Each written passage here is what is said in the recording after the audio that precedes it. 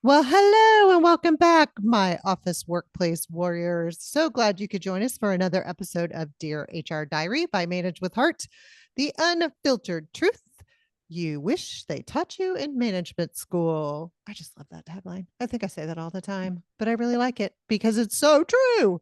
And no more true than it is today because I have a guest on the podcast. Yes, please join me in welcoming the fabulous Kelsey Neff. She is a writer, an activist, an entrepreneur, and lover of all wonderful complexities of humanity.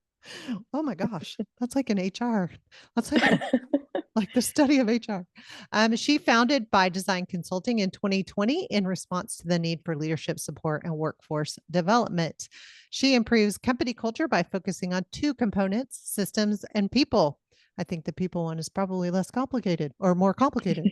As an experienced trainer, she has presented at state, national, and international conferences and believes in the power of awareness to ignite change, build capacity, and create community.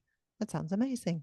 Her 10-year career in nonprofits create her 10-year career in nonprofits created a foundation in strategic planning, assessment and evaluation, professional development, and community organizing. You are a busy human being.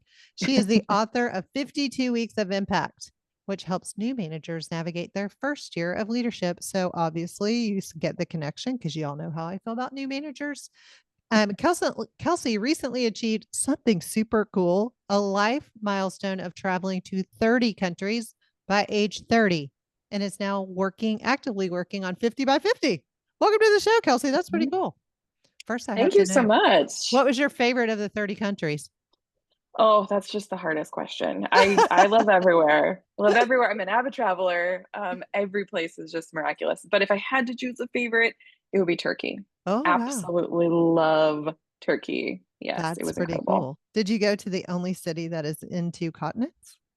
I did. Yep. I went to Istanbul. It was very cool.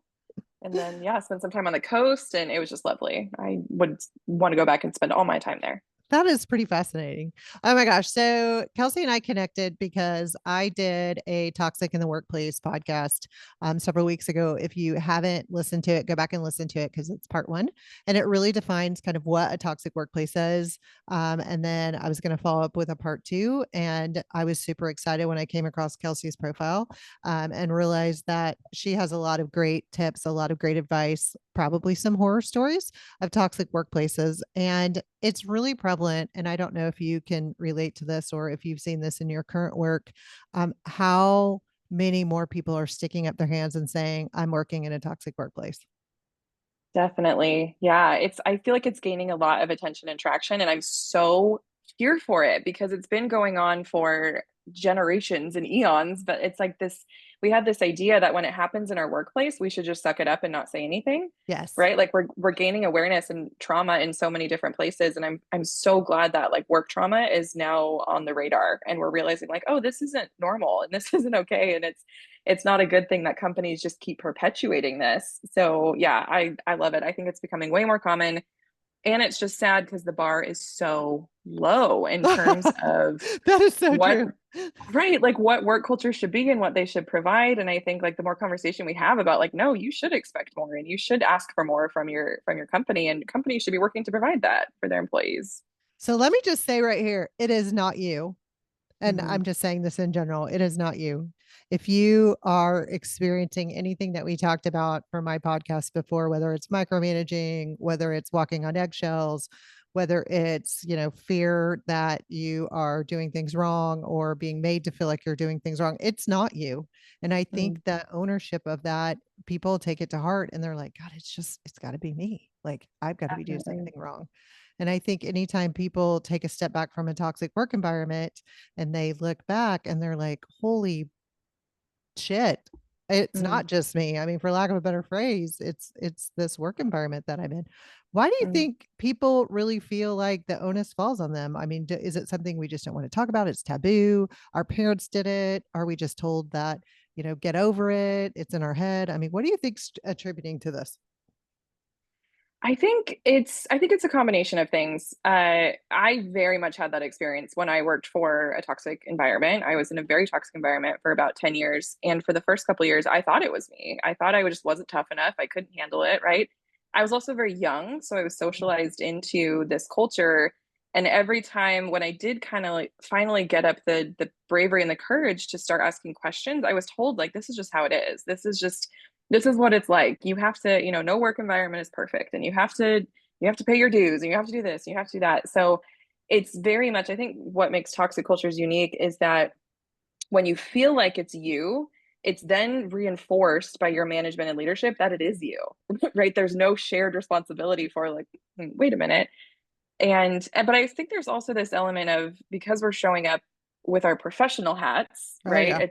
We feel like we can't be vulnerable. We can't be honest. We can't show that it impacts us because we want to show our employers and our teams that we can handle it, right? You hired the right person. I'm earning my paycheck. I can handle this. I got it, right? So there's just not, I think in a lot of organizations, there's not the safety built to just have that human side of it, of, Yeah. communicating stress and communicating overwhelm. And so I think it very much does feel, because nobody's open about it or because people aren't sharing, it feels like, oh, I'm the only one struggling, right? Yeah. Because we just assume I feel it inside, but nobody else is saying it. So it must be me. And then when that's reinforced by management or leadership and kind of keeping you in that mindset, it just keeps perpetuating. Absolutely. There's a lot of studies on toxic work environment. And what Gallup did a survey that Orly was a little bit, and I think I shared this in my podcast, that 1 in 5 employees experience daily toxic stress. 1 in 5. Like One in that. five. Okay, let's think about that. You have 10 people that work for you. 2 of them are Right. experiencing toxic work stress. That's just a Right. number that's a staggering. That to me is staggering. Now, if you're an organization that has 2,000 people in that, put that into perspective. That's an even greater stat that there are more and more people that are experiencing this toxic work stress that they're Mm. bringing into their daily work, which lowers productivity, it lowers connectivity, it destroys an employee. It just yeah, I can't talk today, destroys culture. Mm. Or maybe toxic work environment is your culture. Like that's Yeah. another scary thing to think about. Okay, I know that you have your own story. So tell me, kind of how did you identify that you yourself were working in a toxic work environment? So I like to say my origin story started at a bar. I was out with friends and colleagues, and in the environment that I worked in, it was so demanding that like all of my social relationships were my work colleagues. Like I had no balance in terms of like friends outside of work because the work was so demanding. And so it was like a Saturday night, we're out, we're having dinner, we're, supposed to be socializing, relaxing, we're off the clock, but all we were talking about was work. Oh All we were gosh. talking about was, leadership and hiring decisions and funding issues. And, so and so was told to just shut up and do his job. And so got brought on, this woman got brought on an hourly rate that was $2 less than her male counterpart, right? Just all the things that were just wrong with the company. And it was what we did every time we got together. But in this particular instance, it just hit me. Like I was looking around of how wrong this was, Mm-hmm. that I was surrounded by these brilliant people who I respected and adored and were just incredible. And all of our time and energy, even when we weren't being paid for it, was just consumed by thinking about it and trying to figure out like what do we do and how do we fix it. And I'm like, it's Saturday night. This should not be on the radar. And so that night I went home and I was like, I can't keep doing this. I just Yeah. can't keep in this environment. And so from that day on, I tried to really institute some organizational change. I went to leadership, I went to our executive director, went to the board of directors, right? I tried to shift it internally and it just didn't work. And it was, there was lots of things that just couldn't shift. Mm-hmm. And I just kind of had this moment of like, wait a minute, leaders don't always know how to solve problems, right? Right. They don't always have the answers. And the other thing I realized was I am so passionate about this. I want to fix this. I don't want to keep these cycles perpetuating of people feeling consumed by these environments, right? And so I want to help companies that are willing to change and want to put their effort towards creating better environments for their employees. So, yeah, so I started my own consulting company, shifted out of it, but it's crazy how that moment of really stepping out and starting my own thing was like simultaneously so invigorating and exciting. And I Mm-hmm. felt free and I felt awesome and I felt passionate.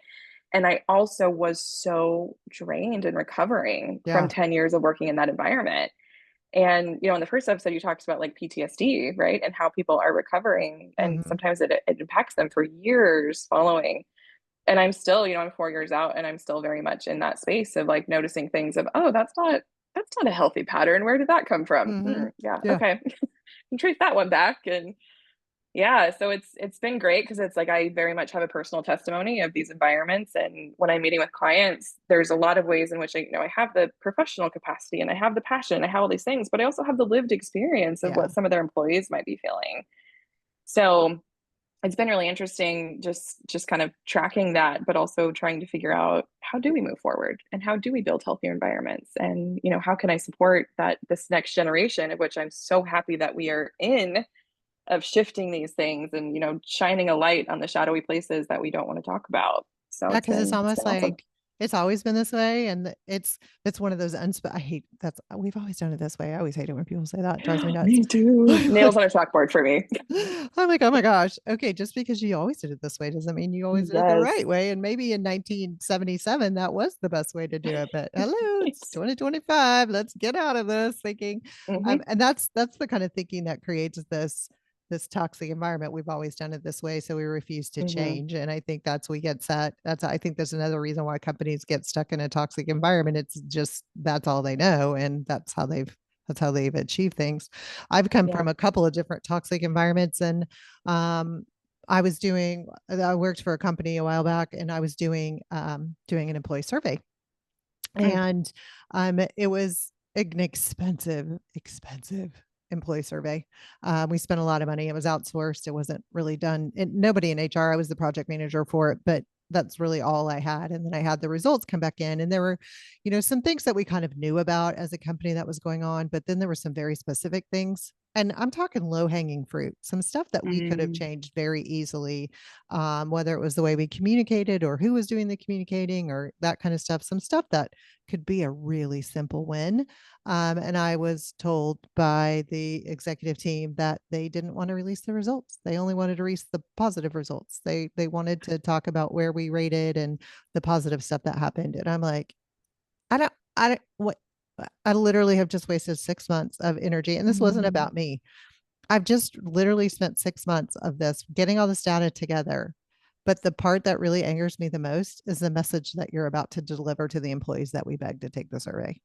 They're going Yeah. to like, you really have nothing to say. Like, you don't listen to us. And that was kind of the Hmm. message that I was afraid was going to happen. And sure, as soon as we released the positive results of the survey and what all the cool stuff that we were doing right, I got a lot of pushback. Well, where's the stuff that we need Mm. to improve? Or you mean we're this perfect organization? And it just spiraled downhill, and it became very toxic because the employees didn't trust the executive team because they were Right. like, you wanted our opinion, but did you really? You only wanted the good parts of our opinion. So even Yeah. something like that could turn into a very toxic environment where you're sending the message without realizing you're sending the message.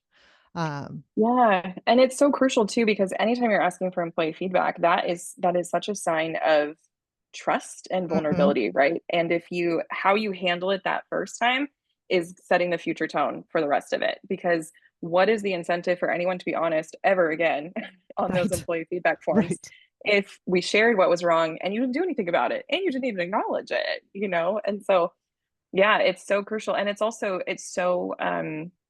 so condescending because employees talk like they have Hmm. friends. They're going to be like, so what'd you put? What'd you put? Right. So everybody knows you're not hiding anything by not sharing that. Everybody knows what it's doing is just showing how much you are trying to control the narrative, Hmm. right? And it makes it just it distances that divide more, right? That trust barrier between leadership and its team. Yeah. Yeah. I'm definitely sad. And then you talked about post traumatic stress disorder. I had an employee that reported to me and literally would come and tell me every time she was going to the bathroom. And No. finally, I was like, please stop telling me that. Like, I don't Right. care. Go to the You're an bathroom. adult. Get It's go. okay. Well, Yeah. and then she would come in and she'd say, listen, and she was a salaried employee and a fabulous, fabulous, amazing employee. And she'd come Mm. in and she's like, okay, so I need to leave if it's okay with you. She's really nervous to ask me. I need to leave at 4:30. But I will come in tomorrow at 7:30 and make it up. I'm like, I don't care. No, just leave at 4. I mean, Mhm. seriously, that's no. Right. Is your work done? Well, yeah. Then okay, don't worry about it. I mean, you're a You're salaried good. employee. I don't watch the clock. I mean, you don't Right. need to be here at a certain time. I expect you to be on time when you're doing the things that you need to be on time for. Go do your job.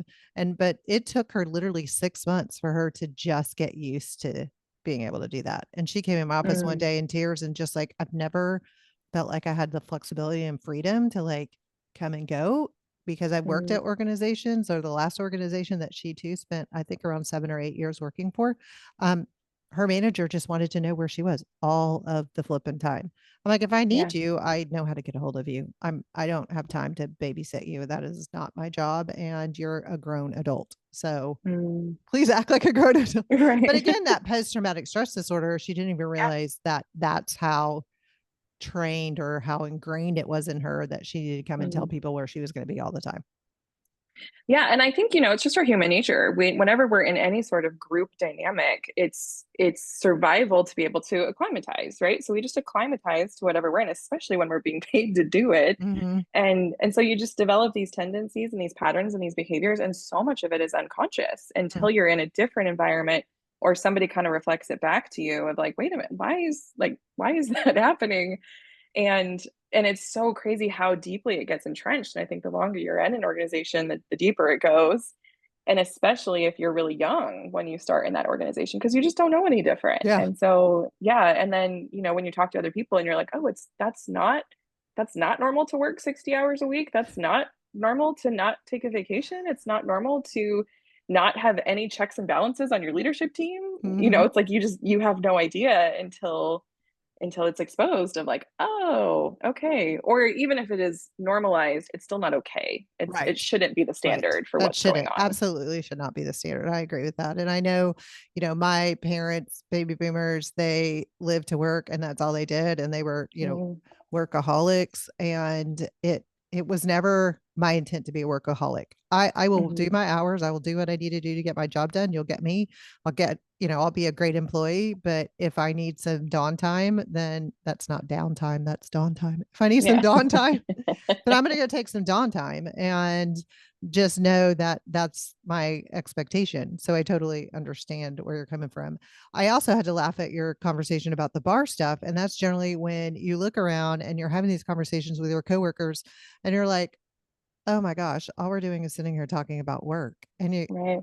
And or you go, okay, we're going to spend 15 minutes talking about work and then we're not going to talk about work anymore. And then inevitably 10 minutes later, you're talking about work. That is Yeah. not normal. Yeah.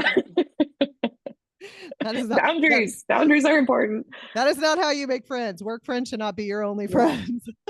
Yeah. Okay, so I love what your consulting company does. I mean, with your experience, how do we identify this? Like, what are some things that either as an employee, a manager, how do we see that toxic work environment is occurring? Because, like we said, sometimes it just gets ingrained in you. Hmm. So for me, the definition of a toxic environment is two things. It's either an intent to harm, right? So we do see that in cultures of you have to prove yourself, you have to, Mhm. they go through almost like this fraternity, like hazing Yeah, environment, right? That is unfortunately still prevalent in some yeah, work cultures.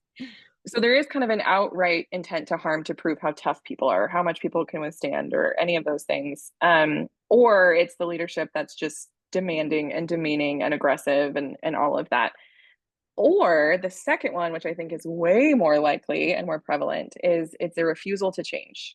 So oh yeah, when issues are brought up, when things are brought to the leadership team, they're either ignored, they're neglected, or what happened in my case is I was met with a lot of, yeah, you're right, empathy, understanding, and then just complete dismissal, right? hmm, So we acknowledge it, but we're not going to change it. We're not going to do anything with it.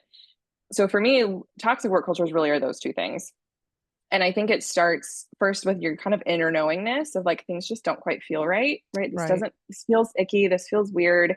I'm being asked to do things that I don't feel okay with. And then it kind of bleeds out if you start talking to other people. So once I started talking to my colleagues and just being a little bit more open and vulnerable and realizing, oh, everyone is feeling this way. This is not just me. This is a systemic issue and not a standalone issue. And then the next phase is if you get to the point where you're like, okay, I'm going to say something. I'm going to speak up, right? I'm going to share with my manager or HR or whoever. And depending on how that conversation goes, I think is really pivotal. Because if right. that conversation is met with understanding and empathy and okay, let's figure this out, right? Let's have you take some time off. We're going to shift this off your plate. We're going to reorg. We're going to, right? Not just understanding, but solutions Mm-hmm. of let's figure out how to solve this.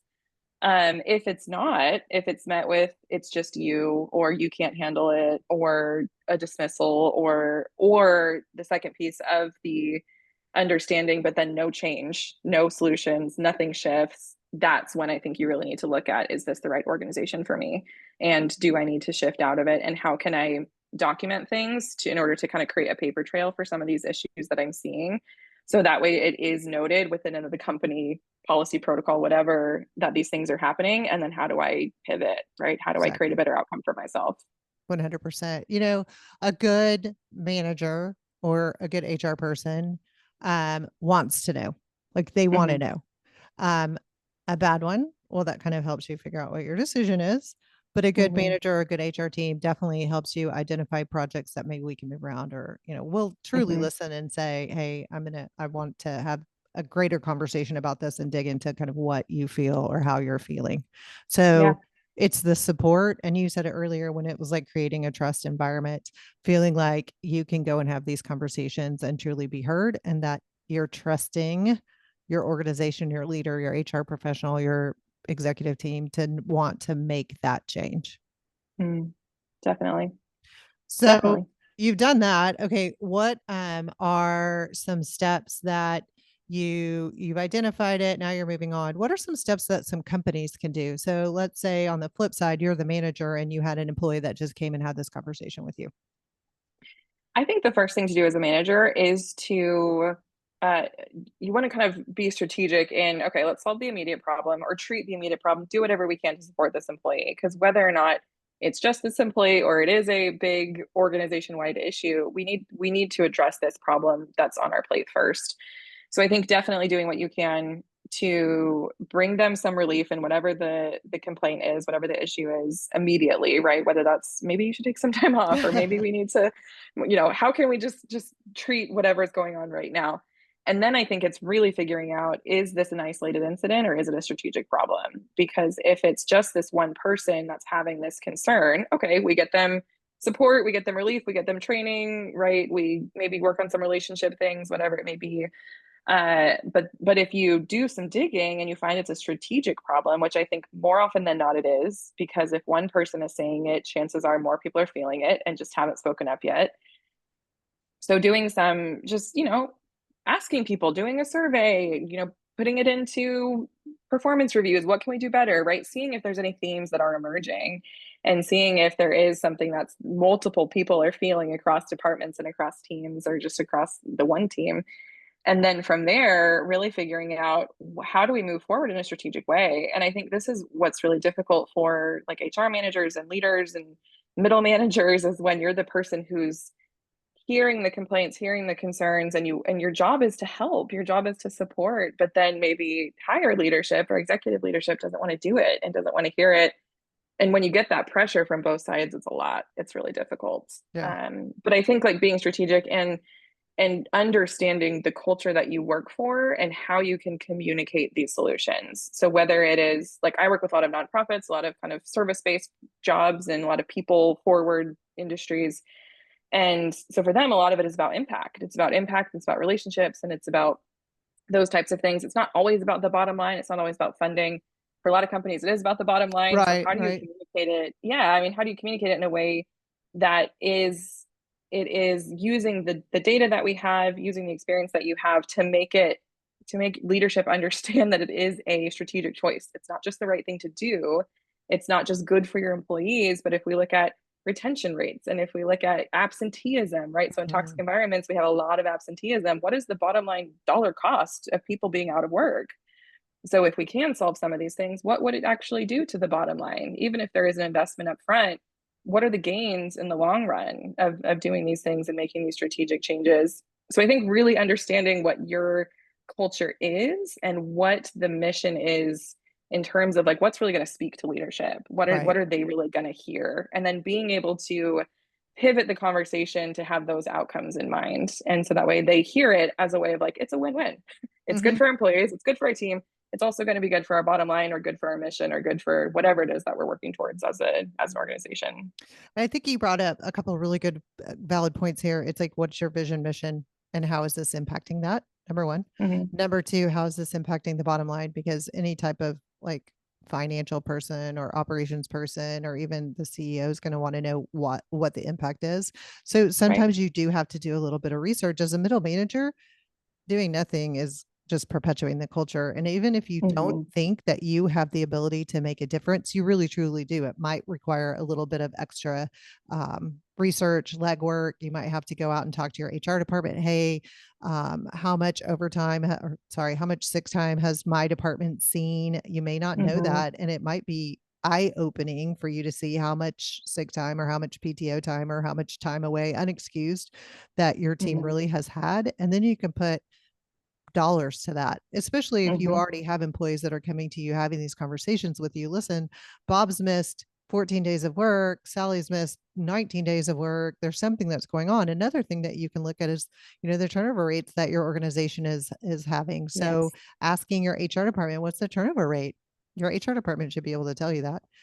Mm-hmm. If you asked me today what the turnover rate was, if you came into my office as an HR person or manager and I'm your HR person, you asked me, I would be able to tell you what our turnover rate is just because I Mm. keep an eye on it all the time. I can even tell you, the turnover rate of certain departments, certain managers, and Nice. what that looks like. And I think that's important for you to be able to convey to your leadership too, because recruiting is expensive. Like hiring people It is is. expensive. Training people is Yeah. expensive. Like the amount of I money that we spend trying to get people in our organization, it way outweighs how much it takes to keep people in an to keep organization. them 100%. Yeah, I heard a statistic that it's two times Mhm, an employee's salary to replace mhm. them. Yeah, So even though we're like, we're not really thinking about retention in terms of bottom line, it's huge mhm, impact on your bottom line, especially if you're just in a constant cycle of yeah, having to recruit and train. People stay for a year, they quit, having to recruit and train and start all over. Like, and you can't really move forward in whatever there's no progress in that because you're just yeah. constantly in survival. You're Mhm. constantly trying to stabilize and you're never really moving forward and getting traction on what you want to do with the organization. So productivity gets delayed, projects get delayed. It's crazy. So Mm-hmm. there are lots of things as a manager you can look at globally and help support your case for creating a Definitely. more stable, less toxic work environment. I want to talk about PTSD because we talked a little bit about it and I talked about it with one of my employees. And a lot of times people don't realize what PTSD, post traumatic stress disorder, is. They think it comes from, going to war or having an accident or, a spouse dying or, those are all traumatic. So Mm. please don't think that I'm like the love, trying to make this not a big deal. I'm just telling you that there is severe post traumatic stress disorder that happens in jobs. And, you know, how does it show up? What does it look like? What are some things that you can identify? So, what, as part of your journey, what were some things that you were having that you really felt like post traumatic stress disorder was playing a part of it? Yeah, there was lots of things, and I still kind of catch things today that I'm like, oh, okay, that's trace back. One thing was when I first left, I quit the job, the toxic job, and then I started my consulting business, and I wanted just some kind of stable income as I was building. So I started working at a float spa because it was great because it was like all about self-care. If you've never heard of floating, check it out. It's incredible. Such Mm, an amazing meditation practice. Um, but I started working there a couple days a week of just kind of, and it was just good to like get me out of the house and, still have like a team environment. And it was a very understanding, supportive culture, very like people forward. The manager was amazing. And my very first shift there, I closed and she had messaged me the next day and she just said, hey, how did it go? And that was it. That was her only question. How did your first shift go? How did your close go? And I sent back like 3 paragraphs of explaining why I worked 20 minutes overtime and explaining like, there was this extra mess and I had to handle this and there was a customer that came in late and I'm so sorry. Normally I'll stick to my schedule. She didn't ask anything about that, but yeah. I felt the need to like over explain Mhm. because in my previous environment, every single second was tracked and we had to validate and explain anything outside of our normal work scope. And I also had to audit people's time cards constantly and ask people to explain. So and she wrote back just like a couple sentences and basically just said, I never have any issue with overtime if you need it. I trust you to be able to manage and it's okay. Like you don't need to explain it. And it was just such a weird, like, whoa. And it Yeah. was so instinctual for me to just go into that over explanation because I felt a need to justify everything I did. Mm-hmm. And when in reality, I'm like, it was 20 minutes, Yeah. 20 minutes of my time, and she probably didn't even notice. She probably didn't even check the time that I clocked out. She literally was just checking to see if I was okay. So that was kind of the first, like, oh, I have some patterns that I need to work through. But one of the big things that was just really hard for me personally was I had such a hard time empathizing. I feel like my empathy Mm-hmm. is something I'm really good at and something that I definitely have a skill for. And it's a gift of mine to be able to connect with people and empathize. And because I was so burned out from that job, I could not empathize. Just when people would complain or they had frustrations or they were dealing with something in my head, it was always like, this is nothing. This is nothing. Like, Right. what are you even talking about? This is no big deal. Because my perspective working at that in that toxic environment was just so, I was overloaded Yeah. with all of it and with everyone's experience and everyone's perspective. And that was a big red flag for me of like, this isn't who I am naturally. And it's not who I am and who I have been in my whole life. And this is something that really has degraded over my time with this organization. And so I've had to work really hard to kind of build that up and be really gentle and self-aware also of when I go into those negative thought patterns about people and understanding that it's just in that healing, it's that Mm-hmm. PTSD that's like Yep. I have no ability to connect or relate because I'm just so burned out. I have Mm-hmm. nothing left to give people. And so it was like it took a long time to kind of heal and come back from that and do like my own self-care, but then also build my relationships back up with people because I want to be able to empathize and connect with people and have that as part of my relationships. So it was a huge red flag for me of like this is not a healthy space, mental space, and it's not who I am as a person. Oh my gosh, there's so much of this I can relate to, having worked in and working in HR. Like that's always been the thing. I am with a last name like Hart, always Mm, having to have a heart. So yeah. some of the things that it can include, and I did some research on this because I know Kelsey and I were going to spend some time talking about PTSD, but it's not just someone having a mental meltdown in a dramatic movie scene. So if you're thinking Mm, about, oh my gosh, that's not just it. It's a mental condition that impacts about 6% of the US population. This is actually a study that was done about 4 years ago, which I think would be interesting because if you think of where we were 4 years ago, I would be interested if right. that study was repeated just because Mm, of where we are today after, COVID. But here's what it can include: flashbacks or intrusive thoughts. So those negative thoughts, mm, like I'm not, imposter syndrome is a lot of times that comes into this, or I'm not good at mm, this, or I screwed this up, or I'm going to send a 4 page or 4 paragraph text to my boss. That's an intrusive thought. mm, Hyper vigilant, constantly feeling like you're on edge. Your mm. boss sends you a chat. Hey, can you swing by my office? And it's instantly like, oh my gosh, what did I do? I'm in I'm trouble. getting fired. Yes, I'm Yeah. getting fired. I screwed that project up. Avoidance of certain places, people, or situations. Maybe you Mm, just avoid certain people altogether.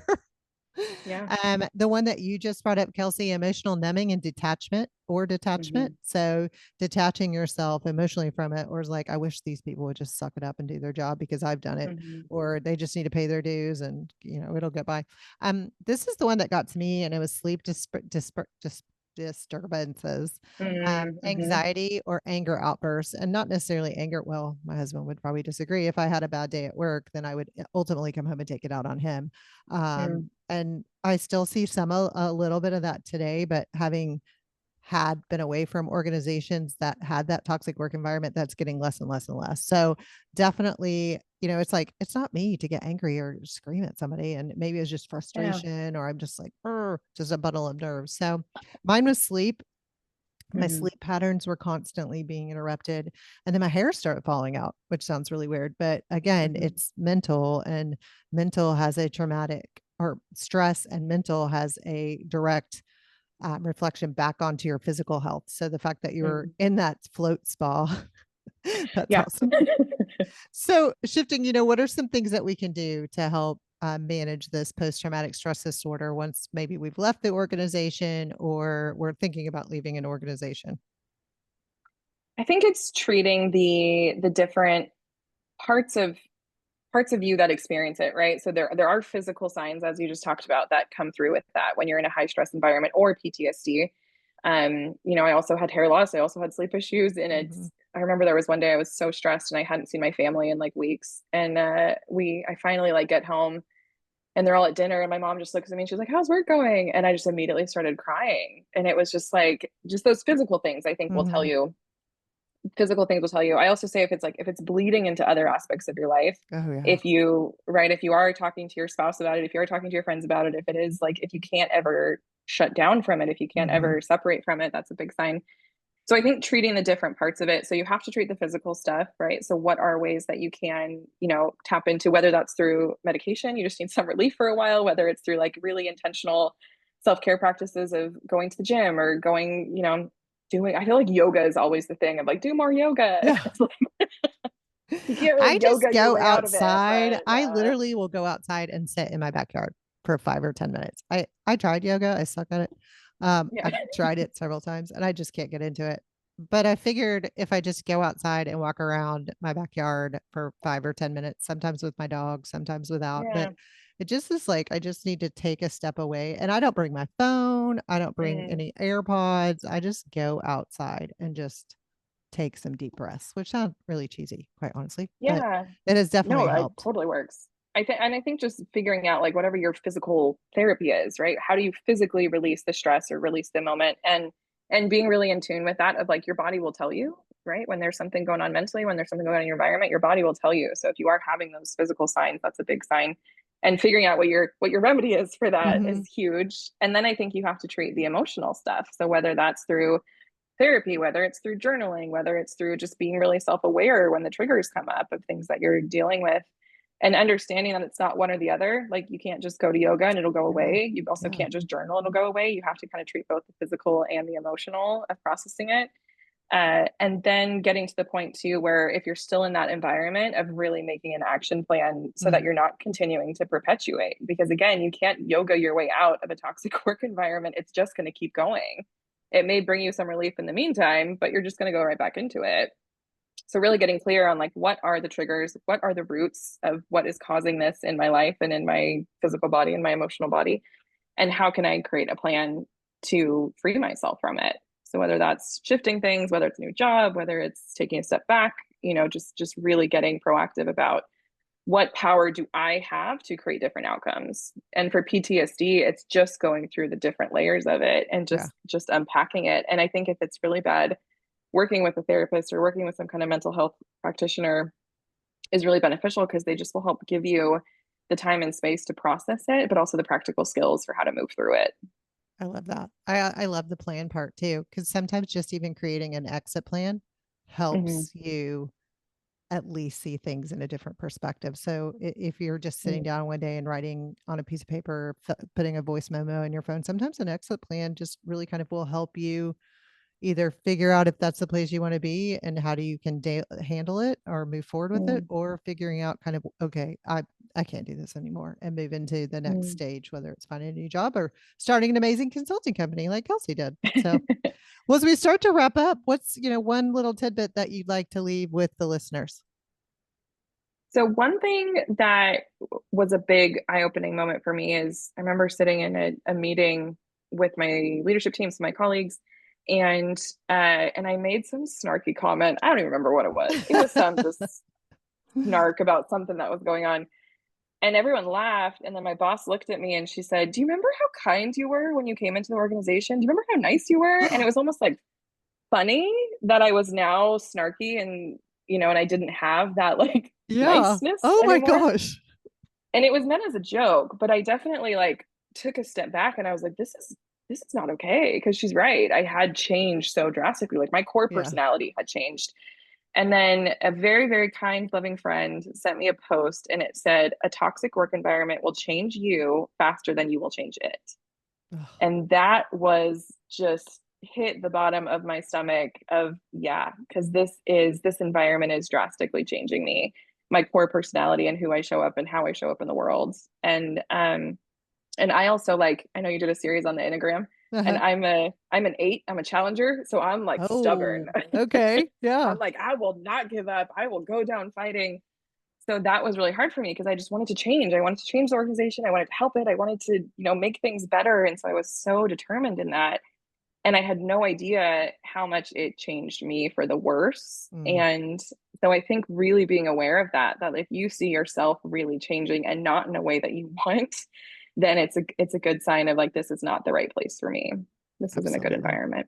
Oh my Yeah. gosh. Well, thank you so much for your tremendous insight, Kelsey. I totally appreciate having you on to get on the show today. I hope people find resources or ways to like either get out, get help, do what they need to do because toxic work environments it's not worth it. It's not worth it to you. Mm. It's not worth it to your family. It's just, it's not worth it. And once you get to the other side, it's amazing the difference it totally has in your life. So, again, thanks to Kelsey. We'll leave her contact information in the show notes. So, if you have any questions or want to chat more about what her work as a consultant is, maybe you could bring her into your company and she can help create a much better work environment for you. Again, thanks for tuning in. Until next time, stay fabulous.